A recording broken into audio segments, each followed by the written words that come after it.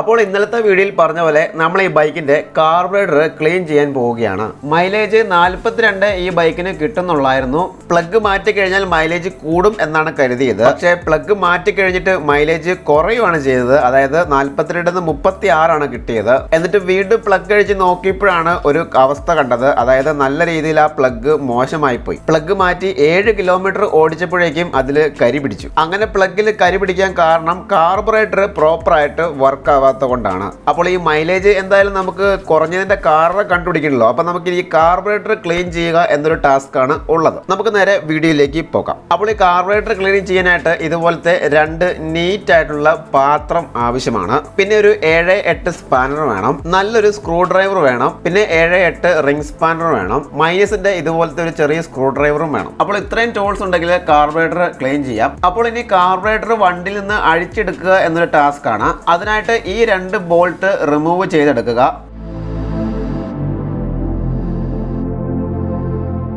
Okay, അങ്ങനെ ആ 2 ബോൾട്ടും remove ചെയ്തെടുത്തതിന് ശേഷം കാർബറേറ്ററിന്റെ ഇടയ്ക്ക് വരുന്ന ആ ഒരു പ്ലാസ്റ്റിക് സാധനം, അതിന്റെ പേര് ഇൻസുലേറ്റർ എന്നാണ് പറയുന്നത്. അപ്പോൾ തിരിച്ച് കാർബറേറ്റർ ഫിറ്റ് ചെയ്യുമ്പോൾ അതിന് എന്തെങ്കിലും ഡാമേജ് ഉണ്ടെങ്കിൽ അതൊന്ന് മാറി വിട്ടേക്കുക. അതിന് 20 രൂപയാണ് ചെലവ്. ഇനി ആക്സിലേറ്ററിന്റെ കേബിൾ വിടിക്കുക എന്നുള്ളൊരു ടാസ്ക് ആണ്. അതിനായിട്ട് ജസ്റ്റ് ഇതുപോലെ കൈകൊണ്ട് ആ ഒരു നോബിൽ തിരിച്ചു കഴിഞ്ഞാൽ നമുക്ക് ഇതുപോലെ ആക്സിലേറ്റർ കേബിൾ ഊരിയെടുക്കാവുന്നതാണ്. ഇനിയുള്ള ടാസ്ക് എയർ ഫിൽറ്ററിൽ നിന്ന് വരുന്ന ഈ പൈപ്പ് റിമൂവ് ചെയ്യുക എന്നുള്ളതാണ്. അതിനായിട്ട് ആ സ്ക്രൂ ലൂസ് ചെയ്ത് കഴിഞ്ഞാൽ ആ ഒരു പൈപ്പിന്റെ ആ ഒരു ടൈറ്റ്നെസ് മാറും. അങ്ങനെ നിസ്സാരമായിട്ട് ആ ഒരു കാർബറേറ്റർ അതിൽ നിന്ന് വലിച്ചു കഴിഞ്ഞാൽ ഊരി പോരുന്നതായിരിക്കും. ഇനിയുള്ള ടാസ്ക് TP സെൻസറിന്റെ കണക്ഷൻ പിടിക്കുക എന്നാണ്. TP സെൻസർ എന്താണെന്നുള്ളൊരു ഡീറ്റെയിൽഡ് വീഡിയോ ഞാൻ ഉടനെ ചെയ്യുന്നതായിരിക്കും. അപ്പോൾ ഇതാണ് നമ്മുടെ ബൈക്കിന്റെ കാർബറേറ്റർ എന്ന് പറയുന്ന സംഗതി. അപ്പോൾ പുറത്ത് കാണുന്ന ഈ ട്യൂബൊക്കെ ഊരിയെടുക്കുക. ഇപ്പോൾ ഊരാൻ പോകുന്നത് ഓവർഫ്ലോ പൈപ്പാണ്. അപ്പം ഈ ഒരു പൈപ്പും കാര്യങ്ങളൊക്കെ വിടിയിച്ചിടുക. ഇതാണ് ചോക്ക് വലിക്കുമ്പോൾ ഇങ്ങനെയാണ് സംഭവിക്കുന്നത്. അപ്പോൾ ഈ ചോക്കിന്റെ ഒക്കെ പ്രവർത്തനം ഡീറ്റെയിൽ ആയിട്ട് പറയുന്ന വീഡിയോ ഇടാൻ കേട്ടോ. ഇപ്പോഴത്തെ ടാസ്ക് ഈ ബൈക്കിന്റെ മൈലേജ് കൂട്ടുക എന്നുള്ളതാണ്. അങ്ങനെ നമ്മൾ നേരത്തെ എടുത്തു വെച്ച നീറ്റ് ആയിട്ടുള്ള ആ പാത്രത്തിലേക്ക് കാർബറേറ്റർ കൊണ്ടുവന്ന് വയ്ക്കുക. കാർബറേറ്ററിന്റെ ഉള്ളിൽ പെട്രോൾ ഉണ്ടാവും. അത് ഇതുപോലെ ചെരിച്ചു കഴിഞ്ഞാൽ നമുക്ക് ആ ഒരു പെട്രോൾ പാത്രത്തിലേക്ക് ശേഖരിക്കാവുന്നതാണ്. ഇവിടെ ഒരു ഓറിംഗ് ഉണ്ടായിരിക്കും. അത് സേഫ് ആയിട്ടൊരു പ്ലേസിലേക്ക് മാറ്റി വെക്കുക.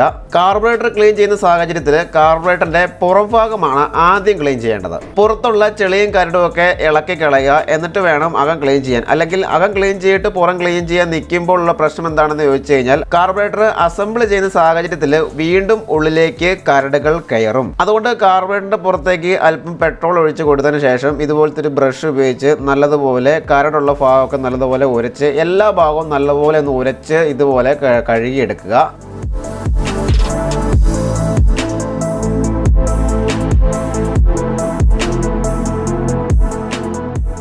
അങ്ങനെ നമ്മൾ പുറം ഭാഗം നല്ലതുപോലെ ക്ലീൻ ചെയ്ത് എടുത്തിട്ടുണ്ട്. ഇനി നമുക്ക് അകംവശം ക്ലീൻ ചെയ്യാം. അതിനായിട്ട് കാർബറേറ്ററിന്റെ അടിയിലെ ഈ ഒരു ചേംബർ അഴിച്ചു മാറ്റണം. അവിടെ 2 സ്ക്രൂ ആണ് വരുന്നത്. അത് ഇതുപോലെ നല്ലൊരു സ്ക്രൂ ഡ്രൈവർ ഉപയോഗിച്ച് ടൈറ്റ് ആക്കി പിടിച്ചിട്ട് ഊരുക. സ്ലിപ്പായി പോകരുത്, നല്ല ടൈറ്റ് ആയിരിക്കും. അത് ഇതുപോലെ ഊരിയെടുക്കുക. എന്നിട്ട് ആ ചേംബർ റിമൂവ് ചെയ്ത് എടുക്കുക.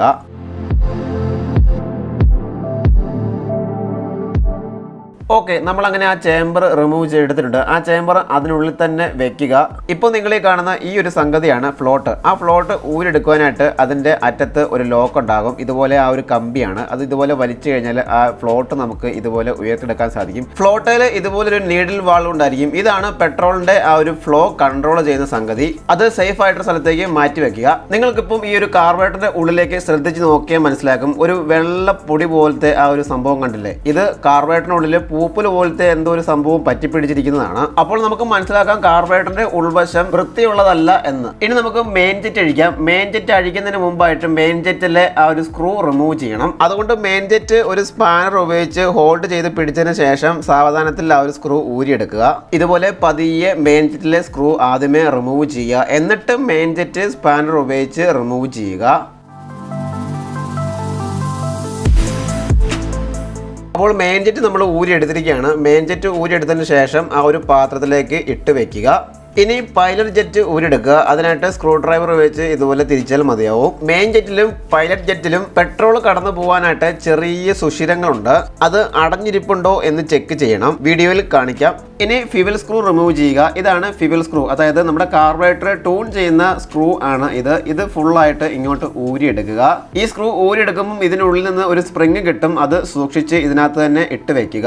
ഇനി ത്രോട്ടിൽ അഡ്ജസ്റ്റിംഗ് സ്ക്രൂ റിമൂവ് ചെയ്യുക. അതിന്റെ ഉള്ളിലും ഒരു സ്പ്രിങ് ഉണ്ട്, അതും സൂക്ഷിച്ച് വെക്കുക. ഈ സ്ക്രൂ ടൈറ്റ് ചെയ്താണ് നമ്മുടെ സ്ലോ റൈസ് കൺട്രോൾ ചെയ്ത് നിർത്തുന്നത്. സകലമാന സ്ക്രൂ എല്ലാം ഊരിയെടുത്തതിന് ശേഷം മാത്രം ക്ലീനിങ് സ്റ്റാർട്ട് ചെയ്യുക. അതായത് main jet, pilot jet, fuel screw, throttle adjusting screw. ഇനി നമ്മുടെ കാർബറേറ്റർ ഉള്ളിലേക്ക് പെട്രോൾ ഒഴിച്ചു കൊടുത്തതിന് ശേഷം ബ്രഷ് ഉപയോഗിച്ച് നല്ലതുപോലെ ഇതുപോലെ റബ്ബ് ചെയ്ത് ക്ലീൻ ചെയ്ത് കൊടുക്കുക.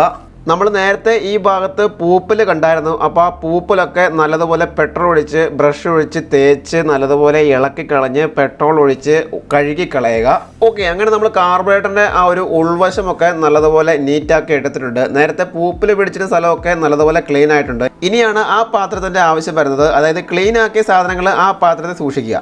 ഇനി കാർബറേറ്ററിന്റെ ചേമ്പർ നല്ലതുപോലെ പെട്രോൾ ഒഴിച്ച് ക്ലീൻ ചെയ്യുക. ചേമ്പറിന്റെ ഉള്ളിലും ചെറിയ രീതിയിൽ കറയൊക്കെ പിടിച്ചിരിപ്പുണ്ട്. ചേമ്പറിനുള്ളിലേക്ക് പെട്രോൾ ഒഴിച്ച് കൊടുത്തതിന് ശേഷം ബ്രഷ് വെച്ച് നല്ലതുപോലെ ഉരച്ച് കഴുകുക. കാർബറേറ്റർ ക്ലീൻ ചെയ്യാനായിട്ട് പ്രത്യേകം സൊല്യൂഷൻ മാർക്കറ്റിൽ മേടിക്കാൻ കിട്ടും. കാർബ് ക്ലീനർ എന്നാണ് പറയുന്നത്. നമ്മളിപ്പോൾ അതില്ലാത്തതുകൊണ്ട് പെട്രോൾ ഒഴിച്ച് ക്ലീൻ ചെയ്താലും നല്ലതാണ്. ഇനി ചെറിയ സംഭവങ്ങളൊക്കെ ക്ലീൻ ചെയ്യുക. അതായത് main jet, pilot jet, fuel screw, അങ്ങനെ ചെറിയ ചെറിയ സാധനങ്ങളൊക്കെ പെട്രോൾ ഒഴിച്ച് കൊടുത്തതിന് ശേഷം ബ്രഷ് ഉപയോഗിച്ച് നല്ലതുപോലെ ക്ലീൻ ചെയ്തെടുക്കുക. ഇതാണ് മെയിൻ ജെറ്റിൽ വരുന്ന ചെറിയ ചെറിയ സുഷിരങ്ങൾ. പൈലറ്റ് ജെറ്റിലും ഇതുപോലെ സുഷിരങ്ങളുണ്ട്. ഈ സുഷിരങ്ങൾ അടഞ്ഞിരിപ്പുണ്ടോ എന്ന് വെട്ടത്തേക്ക് വെച്ച് നോക്കേണ്ടതാണ്. അടഞ്ഞിരിപ്പുണ്ടെങ്കിൽ ഇതുപോലത്തെ വയറെടുത്തതിന് ശേഷം അതിനുള്ളിൽ ചെമ്പ് കമ്പി ഇതുപോലെ ഒരെണ്ണം എടുക്കുക. എന്നിട്ട് മെയിൻ ജെറ്റിന്റെ ഹോൾസിനുള്ളിലൂടെ കടത്തി വിട്ട് എന്തെങ്കിലും ബ്ലോക്ക് ഉണ്ടെങ്കിൽ ആ ബ്ലോക്കൊക്കെ കുത്തിക്കളയുക. സേഫ്റ്റി പിന്ന് ഇട്ട് കുത്തി ഈ ഹോൾസ് ഒന്നും വലുതാക്കരുത്. നല്ല സമയമെടുത്ത് തന്നെ ചെയ്യുക. ശേഷം ബ്ലോക്ക് മാറ്റിയ ജെറ്റ് വീണ്ടും പെട്രോൾ ഒഴിച്ച് നല്ലതുപോലെ കഴുകി കളയുക. പൈലറ്റ് ജെറ്റിന്റെ ഹോൾസും ഇതുപോലെ ക്ലീൻ ചെയ്യുക. ആ ഒരു കമ്പി ഉപയോഗിച്ച് ഇതിനുള്ളിലേക്ക് ഇൻസേർട്ട് ചെയ്ത് ബ്ലോക്ക് ഒക്കെ മാറ്റുക. അങ്ങനെ ഇത്രത്തോളം കരടാണ് നമ്മുടെ കാർബറേറ്ററിനുള്ളിൽ നിന്ന് കിട്ടിയത്.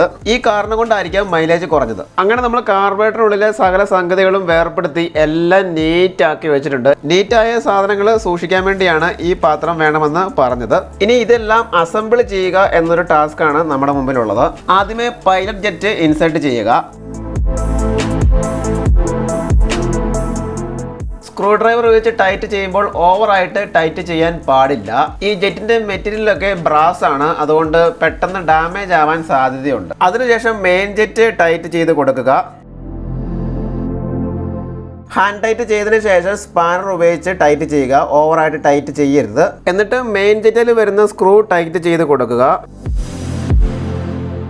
ഇനി ഫ്ലോട്ടാണ് പിടിപ്പിക്കേണ്ടത്. ഫ്ലോട്ടയിൽ വരുന്ന നീഡിൽ വാൽവ് വെക്കാൻ മറക്കരുത്. അത് ഇതുപോലെ ഫ്ലോട്ടയിൽ ഉടക്കി വെക്കുകയാണ്. എന്നിട്ട് നമ്മൾ ഫ്ലോട്ട് ഇതുപോലെ അഴിച്ചെടുത്തപ്പോൾ ഒരു ലോക്ക് ഉണ്ടായിരുന്നല്ലോ, ആ ലോക്ക് വീണ്ടും അതേപടി ഇൻസേർട്ട് ചെയ്തിട്ട് ഫ്ലോട്ട് ഡയറക്റ്റ് ആയിട്ട് പിടിപ്പിച്ചിട്ട് ചേമ്പർ അടച്ചതിന് ശേഷം ചേമ്പറിന്റെ സ്ക്രൂ ഒക്കെ ടൈറ്റ് ചെയ്യുക. ഇനി ഫ്യൂവൽ സ്ക്രൂ ഇൻസേർട്ട് ചെയ്ത് കൊടുക്കാം. ഈ സ്പ്രിങ് ഇടാൻ മറക്കരുത്. എന്നിട്ട് ഫ്യൂവൽ സ്ക്രൂ ആ ഒരു ഹോളിലേക്ക് നോർമലായിട്ട് ഫുൾ ടൈറ്റ് ചെയ്ത് വെക്കുക.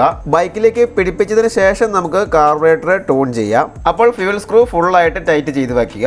എന്നിട്ട് ത്രോട്ടിൽ അഡ്ജസ്റ്റിംഗ് സ്ക്രൂ സ്പ്രിംഗ് ഉൾപ്പെടെ ഇട്ട് ടൈറ്റ് ചെയ്യുക. ത്രോട്ടിൽ അഡ്ജസ്റ്റിംഗ് സ്ക്രൂ ഫുൾ ആയിട്ട് ടൈറ്റ് ചെയ്യരുത്, മീഡിയം ലെവലിൽ ടൈറ്റ് ചെയ്യുക. ഫുൾ ആയിട്ട് ടൈറ്റ് ചെയ്ത് കഴിഞ്ഞാൽ കുഴപ്പം എന്താണെന്ന് ചോദിച്ചു കഴിഞ്ഞാൽ വാഹനം സ്റ്റാർട്ട് ചെയ്യുമ്പോഴേ ഫുൾ ആയിട്ട് റേസ് ആയിട്ട് നിൽക്കും.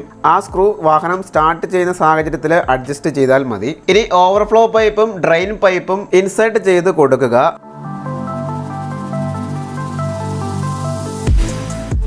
ഓക്കെ, ഇനി കാർബറേറ്റർ ബൈക്കിലേക്ക് പിടിപ്പിക്കാം. ആദ്യമേ എയർ ഇൻടേക്ക് കണക്ട് ചെയ്യുക. കണക്ട് ചെയ്തതിന് ശേഷം ആ പൈപ്പ് ടൈറ്റ് ആയിട്ടിരിക്കുവാനായിട്ട് സ്ക്രൂ നല്ലതുപോലെ ടൈറ്റ് ചെയ്യുക. ഇനി കാർബറേറ്ററിന്റെ മറുവശം കണക്ട് ചെയ്യുക. ഇൻസുലേറ്റർ ഇതുപോലെ ഇടയ്ക്ക് ഇട്ടതിന് ശേഷം ബോൾട്ട് ഇട്ട് കൊടുക്കുക. എന്നിട്ട് ബോൾട്ട് ടൈറ്റ് ചെയ്യുക. ഓവർ ടൈറ്റ് പാടില്ല. അതിനുശേഷം ആക്സിലേറ്റർ കേബിൾ ഇൻസേർട്ട് ചെയ്ത് കൊടുക്കുക. എന്നിട്ട് TP സെൻസറോടെ കണക്ട് ചെയ്ത് കൊടുത്തു കഴിഞ്ഞാൽ നമ്മുടെ കാർബറേറ്റർ ക്ലീനിങ് കംപ്ലീറ്റ് ആയിട്ടുണ്ട്. അപ്പോൾ കാർബറേറ്റർ ക്ലീൻ ചെയ്ത് കഴിഞ്ഞാൽ നമ്മുടെ വാഹനത്തിൻ്റെ മൈലേജ് കൂടിയോ ഇല്ലയോ എന്ന് അറിയണ്ടേ? ആ വീഡിയോ നാളെ അപ്ലോഡ് ചെയ്യുന്നതായിരിക്കും. കാരണം ഈ വീഡിയോ ഇത്ര ലെങ്ത് ആയതുകൊണ്ടാണ്. അപ്പോൾ നാളെ ഡീറ്റെയിൽ ആയിട്ട് കാർബറേറ്റർ ക്ലീൻ ചെയ്ത് കഴിഞ്ഞ് മൈലേജ് കൂടിയോ എന്നുള്ളൊരു വീഡിയോ അപ്ലോഡ് ചെയ്യുന്നതായിരിക്കും. നമ്മുടെ ചാനൽ ഒന്ന് സബ്സ്ക്രൈബ് ചെയ്ത് വച്ചേക്കുക. ഇത്രയും എഫേർട്ട് എടുത്താണ് നിങ്ങൾക്ക് വേണ്ടി വീഡിയോസൊക്കെ മുമ്പിലേക്ക് എത്തിക്കുന്നത്.